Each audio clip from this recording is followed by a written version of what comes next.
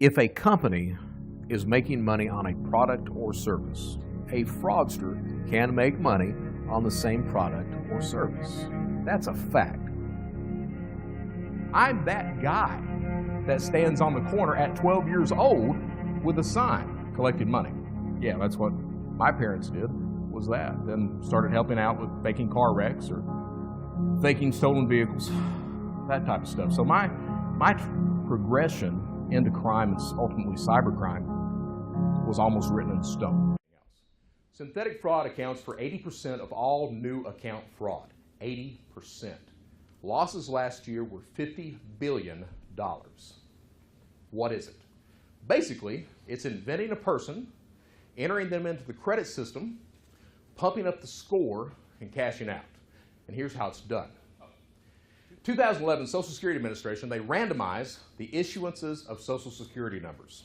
Okay, they did it in order to combat identity theft. But when they did it, what happens is you can no longer tell the year it was issued or where it was issued from, which means, as a criminal, you can create Social Security numbers out of thin air.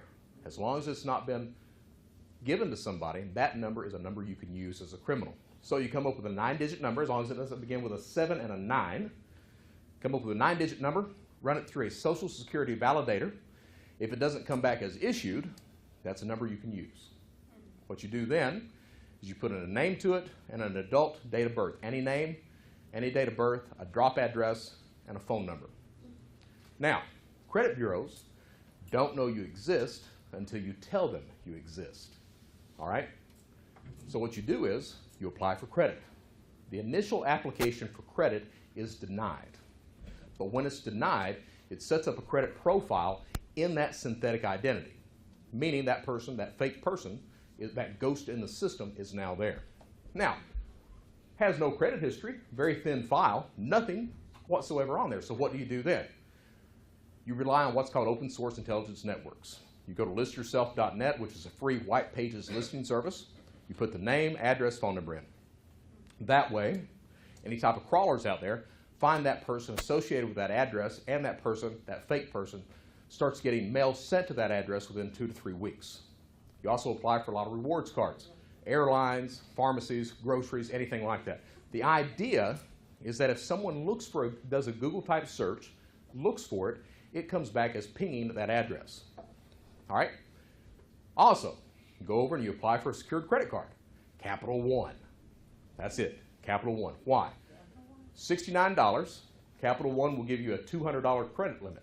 So you're immediately making money on that profile. Now, it doesn't do a damn thing for your credit score. You might get a 560 out of that. But it gives you a primary trade line. So how do you pump that credit score up? Well, thankfully, and it's legal, the United States government allows what's called authorized user trade lines. All right, so what I can do, you can Google this stuff as well.